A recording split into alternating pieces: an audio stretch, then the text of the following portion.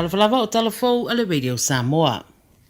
Alo fa wo pe na lapta ia le ofisa le va ai tau tangata New South Wales se lo longa mo winga lo wa le tau le wo fa solo mai le lapta inga i Greater Sydney po le lautele o Sydney ia mai sino fuanga tua oi. Wana nafi na mato ia afia i fa tua Queensland fa pe fo ile tu i matua New South Wales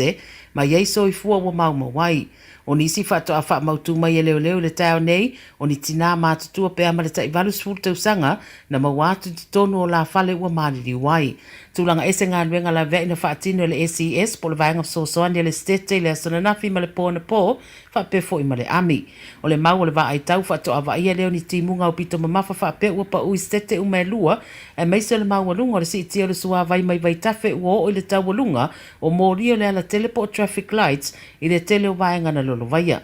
O le rapta inga la ua o mai sini le so ma ua fauto ina fo i matangi maralosi ma whaititili ma le pomo o timunga po le rain bomb e pe ona wha ingoai nei. E mai se vai tafe le Hawkesbury ma le Nepean wha popo atu iei ma le masaa mai o le vai ma le whata noa le tu si sifo sini. Ui nei mau lapta inga, ia e manatu nisi o nei tinamata mā mātutua Samoa sa whatara noa Tala Fou i sini e mau le whatua tua e le tu la fo ina le tua le tangata whatua tua. Wa toi whatulanga supermarket te tele i Ausetalia o Coles ma Woolworths se whatapula o loa e mawhaio na whatau e tangata inisi o na whale o loa i Queensland i whapea fo i New South Wales. Wa whaia lea whaai unga o na sa whai loa le sui o le Coles i te talanoanga le 7 News i le tai ao o le telo sa palai o loa o whaalanga ina uma i ona whale o loa i whai tua Queensland ma New South Wales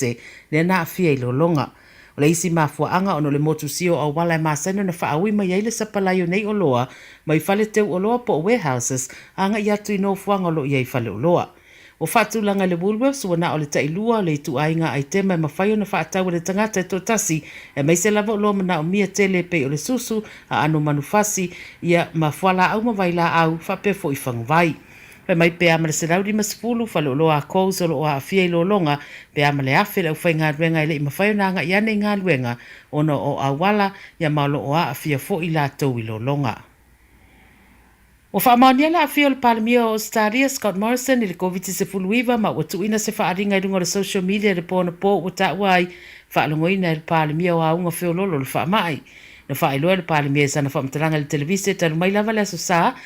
whai ai pea na siaki i aso taitasi ma sa negative uma. Se ivanga nale suenga muli na whai ana nafi ua whaeloa ai wa fia. Waripa tio lo whanofo e sea neilo na ai ngai sini ma whatino ai o na tiu te wha palemia e mai se le nei te mitu ngā e le ngata i lo longa ma mawhatianga lo whea ngai matangato le atunu i ai whapefo i le turanga whaavao malo i le bevesi o lo ade mai Ukraine. E fitu se fulu miliona le isi fisosoani a Ausetalia o tu inatu mo Ukraine ma whaalauloa mai le pōna pō. O loo whaatalia nei se li poti le tamai leo i se li ina maua e se tangata i le tae na leila o ta atia i se tasio mangala i me le pone mai tu ngao na manuanga ma ua awi natu le wharamai. Whai mai li poti la la tafitu o le tangata pe ama leona sfutau sanga le matua ma o le na mawaina o ia sa ia vidia le fisosoani whaavave ma awi natu ai le wharamai. O lo ngā lue nei leo i su ina o le mata upu whape fo i ma le Major Collision Unit. Wa talo sanga ina leo ni se si da fiani whamtaranga i lea tangata ia fisosoa ni ane le su enga. A le tara muli mule o lātou wa awhia i lo longa i Queensland i whape fo i New South Wales wa fola le whainga malo le whetawale le se fisosoa ni tau tupe mo lātou le Disaster Recovery Payment.